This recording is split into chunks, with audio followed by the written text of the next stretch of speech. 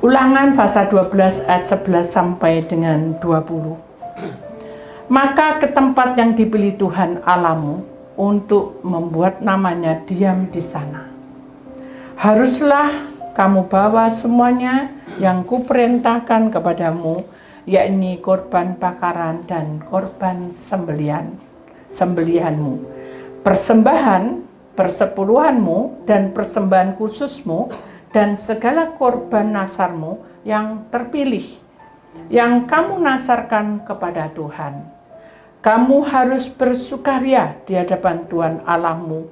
Kamu ini anakmu laki-laki dan anakmu perempuan, hambamu laki-laki dan hambamu perempuan, dan orang Lewi yang di dalam tempatmu.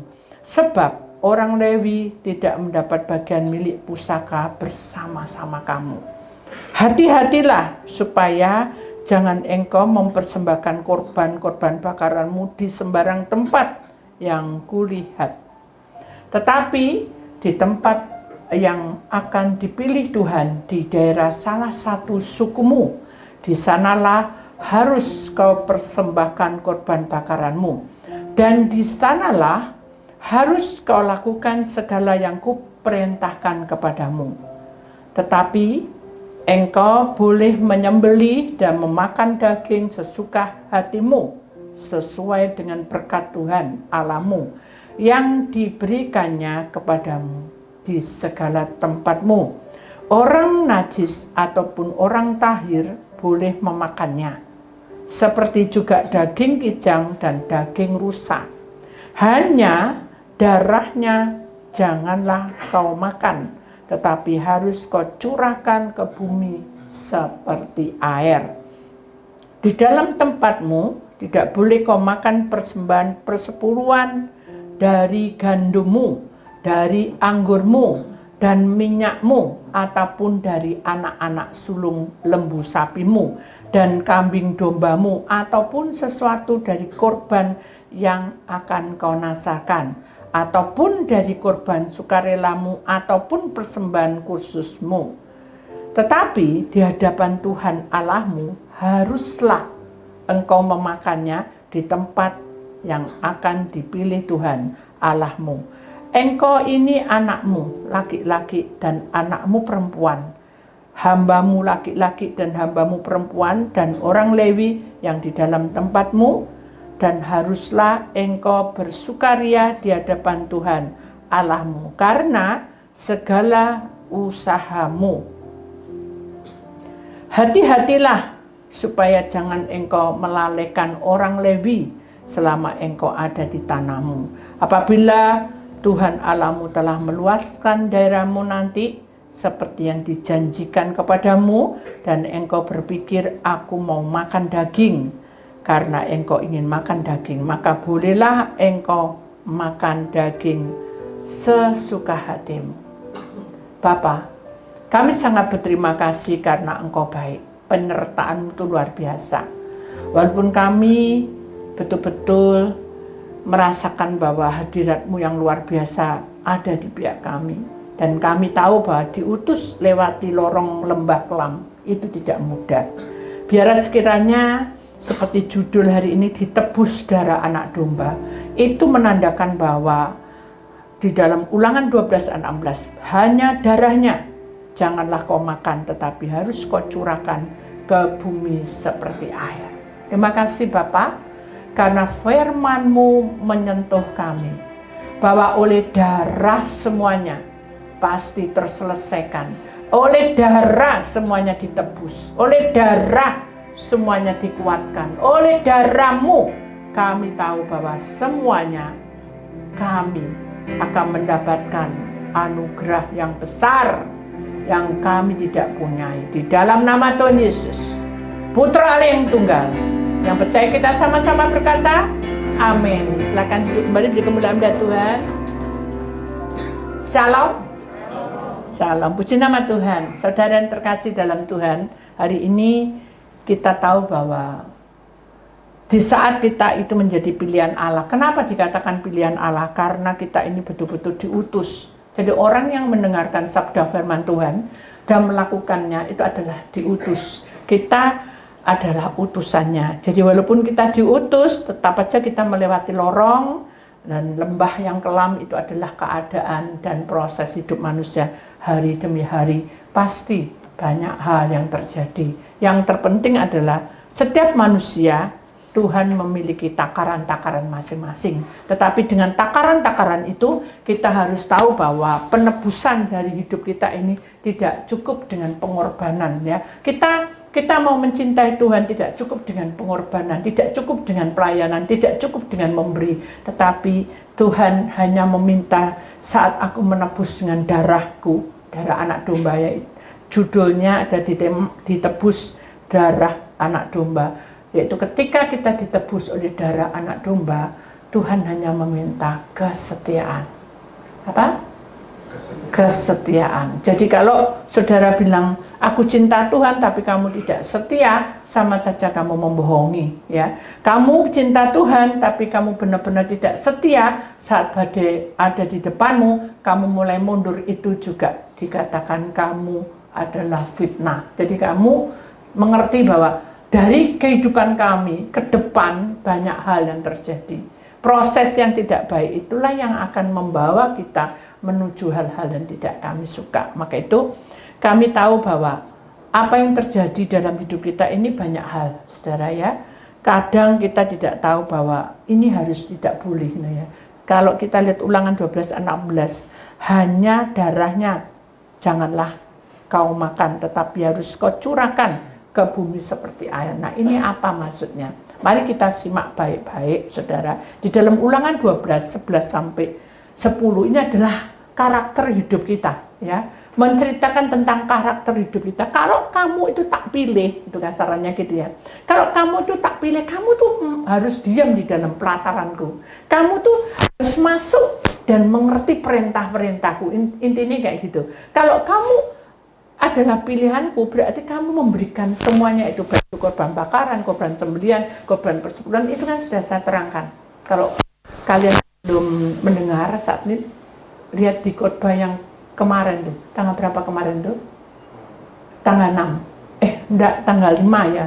Tanggal 5, saudara bisa lihat di YouTube, tanggal 5, bulan 5, saudara perhatikan itu mengenai tentang pembahasan korban bakaran, korban sembelihan, persembahan perpuluhanmu, sepersepuluhanmu, dan persembahan khususmu, bahkan korban nasar pun Tuhan beberkan di tanggal 5 bulan 5 2025. Saudara, mari kita akan sambung lagi. Jadi kalau semuanya sudah kamu lakukan perintahku itu, maka Tuhan berkata bersukarialah.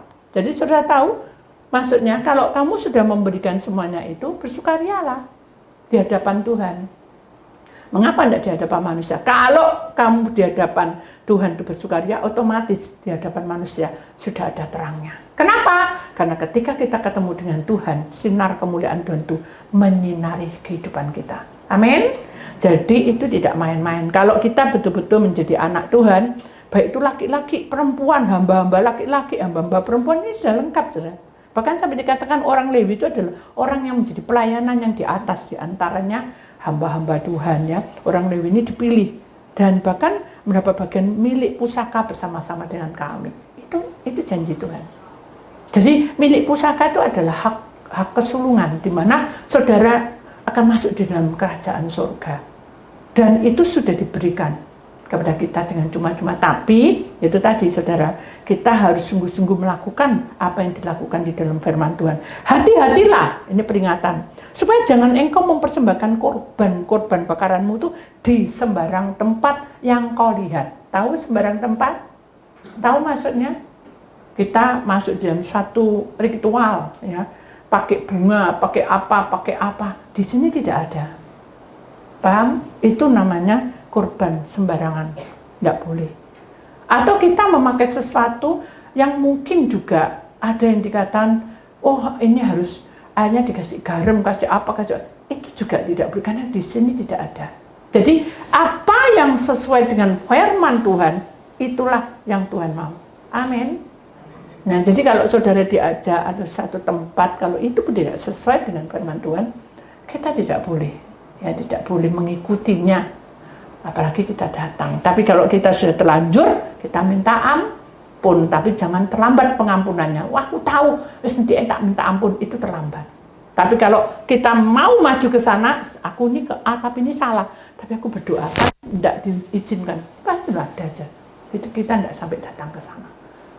Amin. Jadi mari kita jangan main-main lagi, persembahkan hidupmu itu sungguh-sungguh, tubuh roh jiwamu.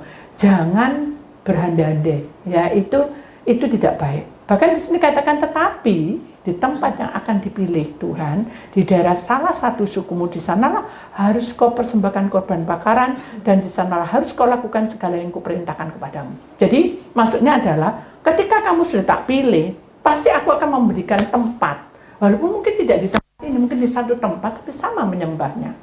Makanya kita tidak boleh fanatik. Amin. Kita harus mengerti bahwa Tuhan itu malah menyarankan kepada kita bahwa di tempat yang dipilih Tuhan itu di daerah salah satu sukumu. Berarti kan sesuai dengan standar, maksudnya sesuai dengan apa yang Tuhan mau, itu sama-sama menyembah Tuhan. Itu saudara kita. Amin.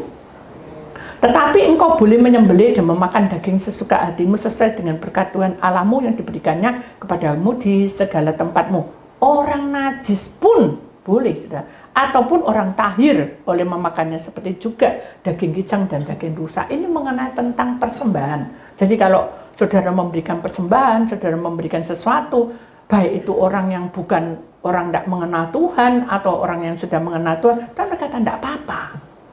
Itu baik. Menolong orang itu baik. Pergi ke panti asuhan itu baik. Ini yang dikatakan ayat 15 itu. Boleh kemana-mana boleh. Tapi itu tidak menjamin keselamatan. Paham? Kita itu memberikan sesuai dengan firman Tuhan.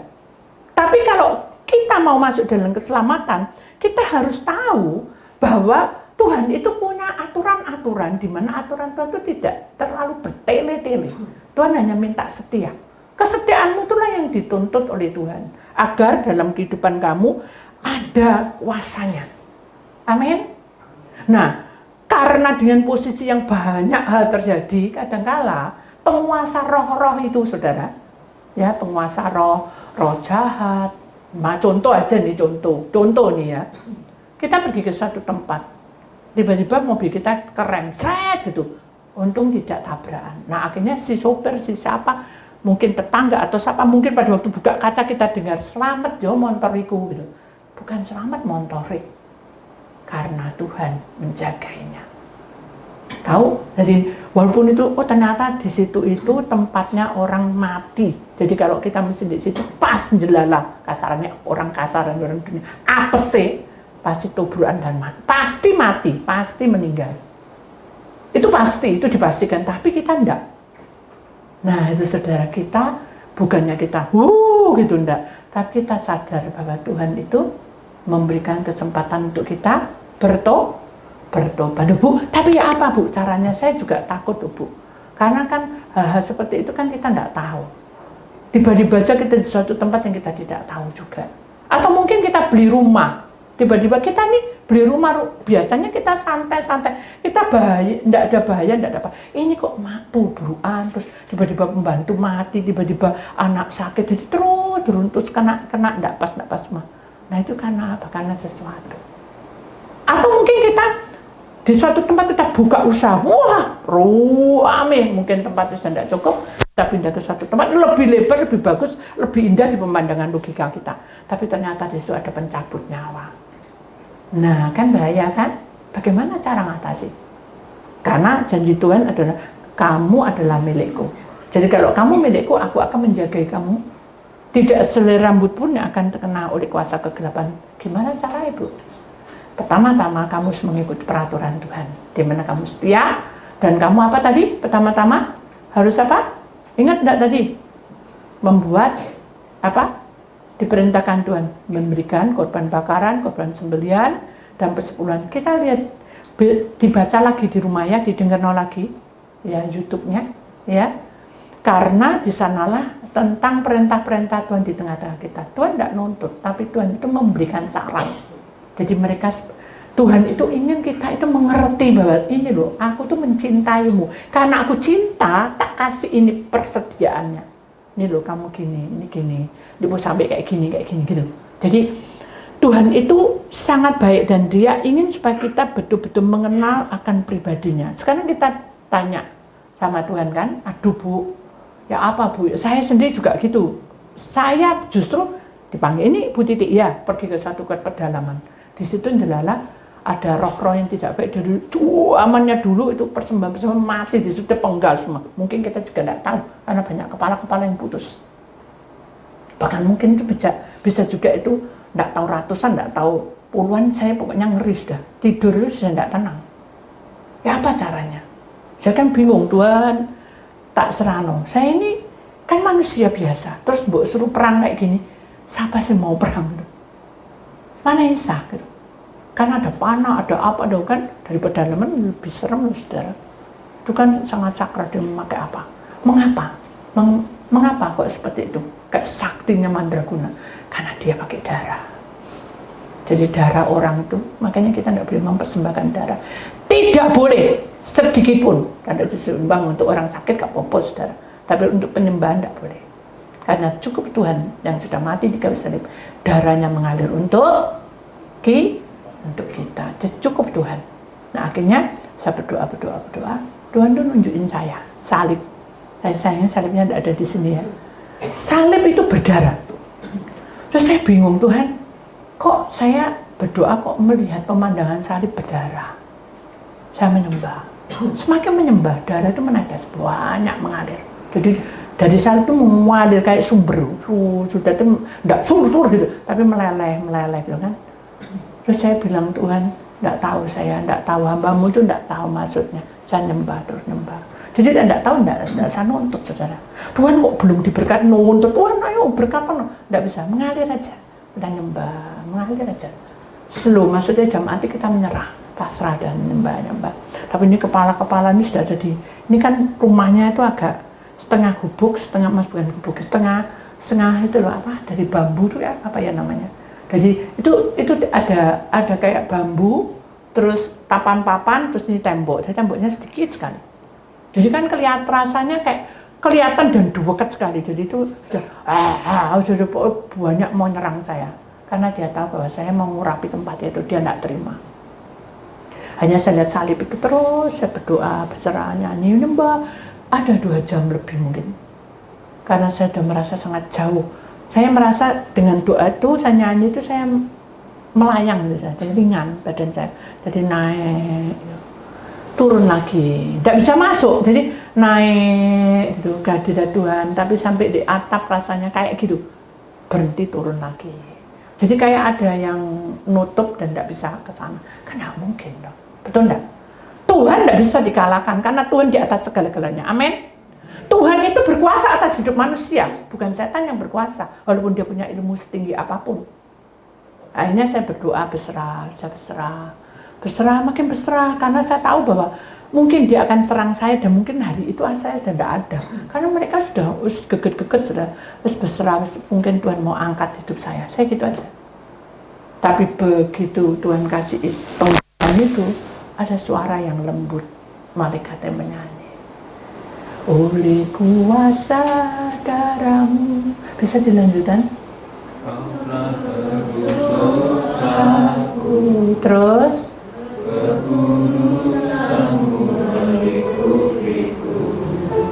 terus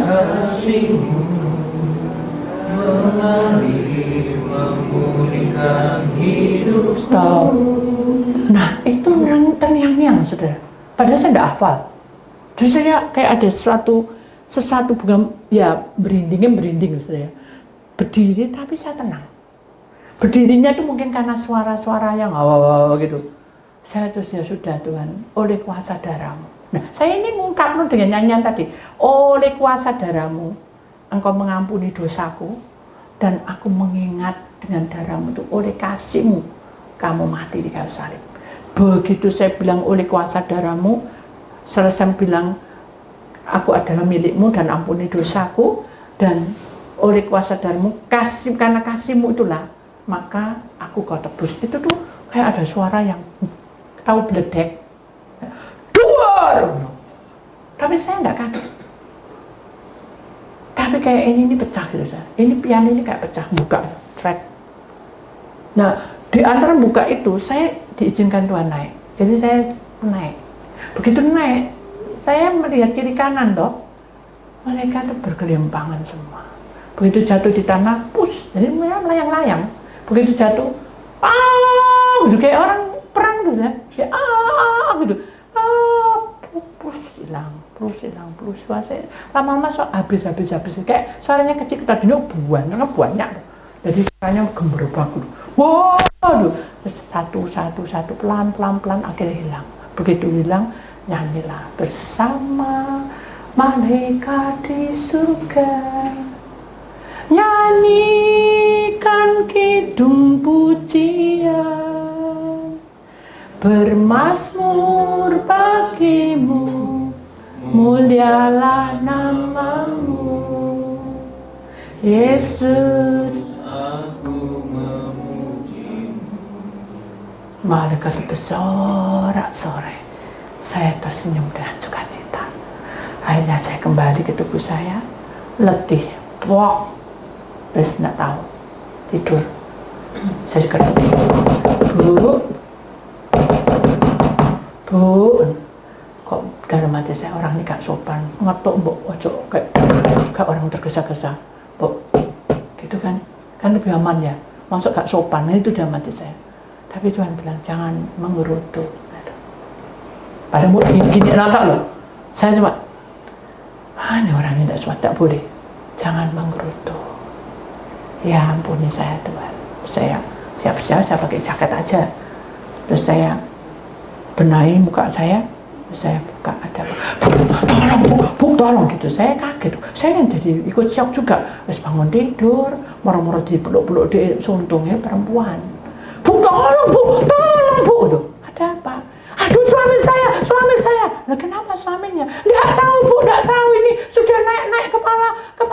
Saking bingungnya, bukan kepalanya naik, matanya sih naik, dia bingung kepalanya naik. Saya bilang, waduh, berarti kemarin itu, loh, matang sudah mati, waduh, kepenggal, itu kan bayangan yang logika sudah. Tapi Tuhan bilang, sudah, jangan berandai-andai. Nah itu sudah.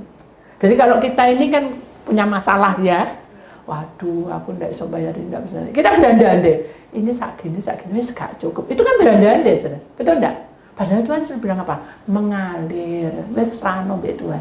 Kita nggak bisa berandai-andai. Itu tadi saya berandai-andai. Waduh, kemarin itu kan kepala. Waduh, salah satu bapak itu kepala meledos. Terus apa itu bayangannya saya sih.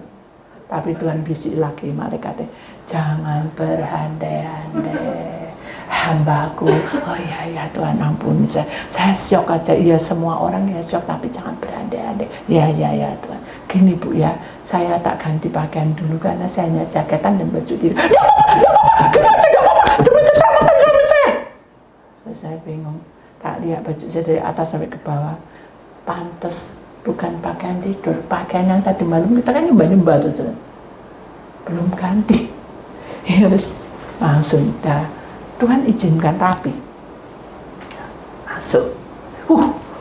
Namanya orang ternama sudah, jadi kayak laskar, tentara itu, itu. Jadi saya jalan semuanya gini. Saya gini tidak enak, saya jadi gini. Ya Tuhan, pagi-pagi sudah menghormati orang dalam hati saya. Tuhan bilang, jangan menggerutu. Iya Tuhan ya.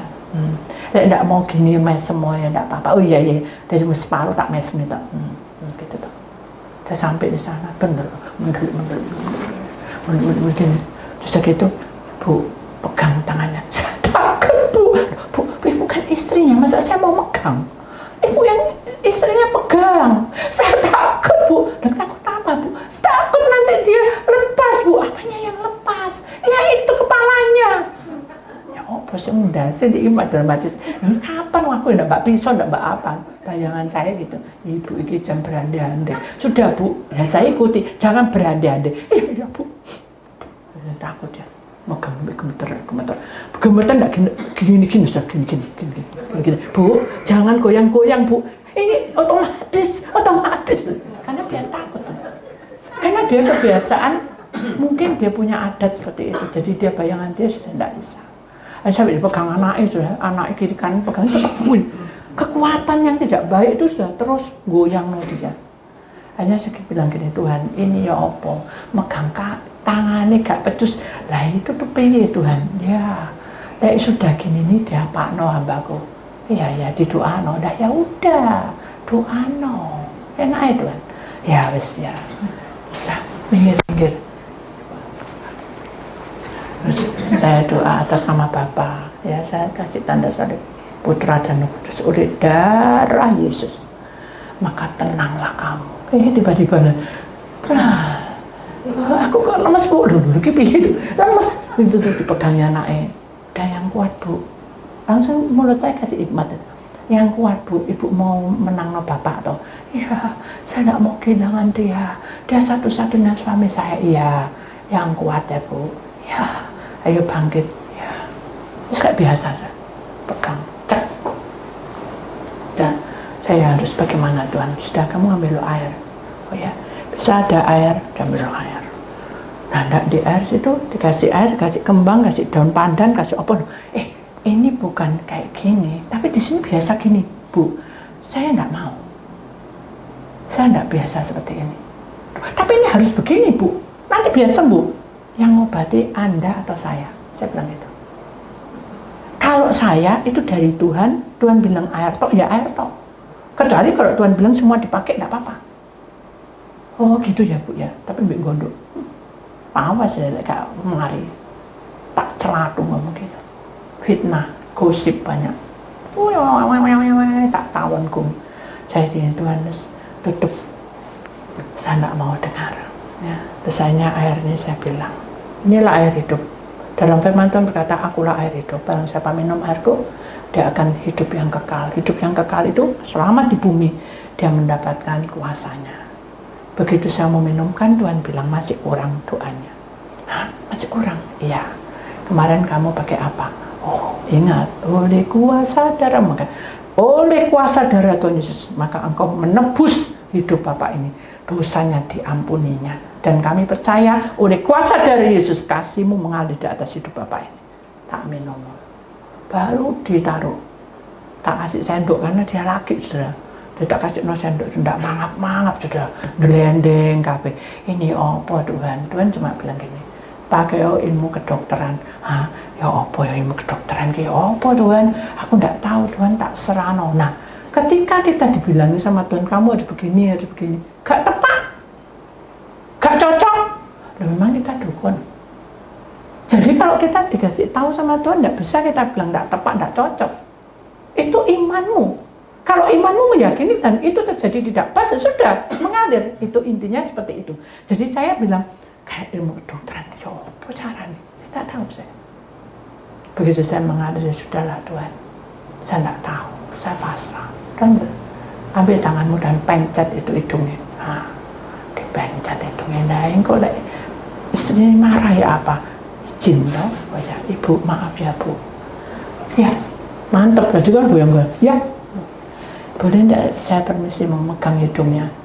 Oh, boleh. Enggak apa-apa. Mau ambil nafas ah? Duh, ngawur Ibu ini. Kok ngambil nafas nih? Pikiran saya dalam hati saya tak pelili itu saya bilang dong, ngawur dalam hati saya tuh. Tapi saya tidak boleh berandai-andai. Saya bilang Ibu itu terlalu berandai-andai. Saya bilang sudah Bu, Ibu jangan berandai-andai. Saya itu disuruh Tuhan hanya untuk main. Oh, enggak apa-apa. Ya udah, hanya saya pencet hidungnya. Aduh, jatuh sih, dipenyet satu kali ini gak senutup saja, ngukrok, mateng Tuhan, iki apa carane? Salah, kamu salah mencetnya, salah ya opung pasti ini gini, salah tuh piye gitu dalam hati saya. Ternyata saya tahu salahnya ndak doa. Maka oleh kuasa darah Yesus, saya mau memegang hidung Bapak ini, buka, Tuhan tolong dibuka mulutnya. Dalam nama Tuhan. Baru gini loh, saya belum gini. Kuasa Tuhan, betul enggak? Kalau enggak kuasa Tuhan, enggak mana saya belum dipencet tadinya. Saya tadinya belum doa. Sampai ini sampai enggak bisa loh saya. Ini tetap mekrok.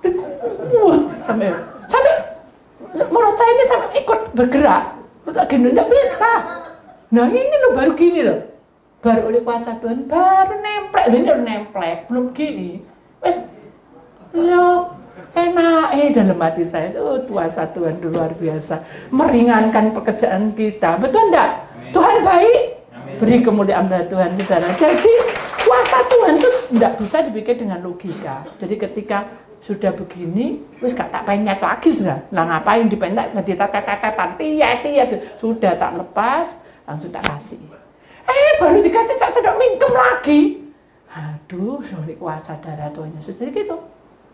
Baru gini mengol lagi, masuk lagi, mingkem lagi, jadi gitu terus oleh kuasa sampai 3 kali. Mengapa 3 kali? Tubuh roh jiwa dikenapi, langsung dia keluar 2. Untung tidak di depan saya, Tuhan sudah kasih saya minggir terus itu, untung jadi saya minggir, coba saya tidak apa-apa Tuhan di sini tuat gitu ya lumayan saya tidak mau minggir, langsung saya minggir. Saya tahu pasti ada satu yang kuat, bener kuat, keluar itu ya. Seperti kayak itu loh sudah tajin, tahu tajin? Nah, tajin tapi banyak bintik-bintik. Tak lihat dalam roh itu ilmu-ilmunya yang keluar. Begitu dia sudah lemes, aku di mana Bu? Bilang gitu. Bilang tanya itu. Bu, ditanya Ibu, jangan megang tangannya sudah selesai Bu. Ya, suamiku dipeluk-peluk gitu. Aduh, aku sudah mati rasanya dia bilang itu. Jangan bilang itu Bu. Ya, ini ibu Maria yang menyembuh, bukan Tuhan yang menyembuhkan. Nah, jadi mari kita imani kembali saudara bahwa sesungguhnya darah Tuhan itu mengatasi semua problema dalam hidup kita. Amin. Kita tidak boleh melakukan hal-hal yang salah ya saudara. Lalu dia tetapi engkau boleh menyembelih dan sudah ini tadi ya. Orang najis sudah, hanya darahnya janganlah kau makan, tetapi harus kau curahkan ke bumi seperti air. Ini kan ayat emasnya kita hari ini. Jadi oleh kuasa darah Tuhan itu tidak boleh sembarangan kita itu pakai darah, ya.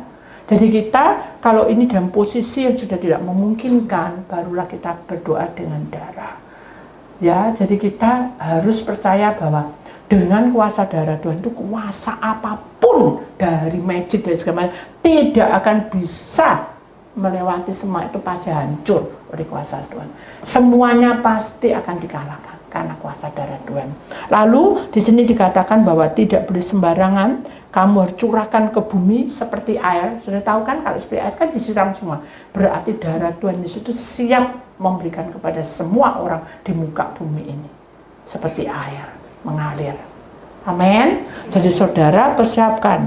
Lalu di sini dikatakan di dalam tempatmu tidak boleh kau makan persembahan persepuluhan dari gandummu, dari anggurmu, dan dari minyakmu, ataupun dari anak sulungmu, lembu, sapimu, kambing, dombamu, atau korban akan kau nasarkan. Ya, tidak boleh korban sukarela, persembahan khusus itu tidak boleh dipakai kita, tapi harus dipersembahkan kepada Tuhan. Lihat tanggal 5, diperhatikan itu ya. Jadi kita tahu bahwa kita harus berhati-hati, saudara ya. Kita harus berhati-hati ya. Kita harus bersukaria, kita harus berusaha, tapi kita harus berhati-hati karena kalau engkau lalai ya, maka hal itu tidak baik ya. Hati-hatilah supaya jangan engkau melalaikan orang Lewi. Orang Lewi itu adalah orang-orang utusan Allah, hamba-hamba Tuhan ya, yang selama engkau ada di tanahmu. Jadi kita semua itu serumpun, ya, tidak ada fanatikan. Gerejaku, yang api ini, yang api. Tidak ada, semuanya di hadirat Tuhan sama. Amin. Jadi kita sadar bahwa kita harus meluaskan daerahmu. Apabila Tuhan Allahmu telah meluaskan daerahmu nanti, seperti yang dijanjikan kepadamu akan engkau, dan engkau berpikir aku mau makan daging karena engkau ingin makan daging, maka bolehlah engkau makan daging sesuka hatimu. Jadi Tuhan memberkati kita semua. Amin. Amin. Itulah firman Tuhan. Marilah kita ingat bahwa Tuhan itu berkarya di tengah-tengah kita.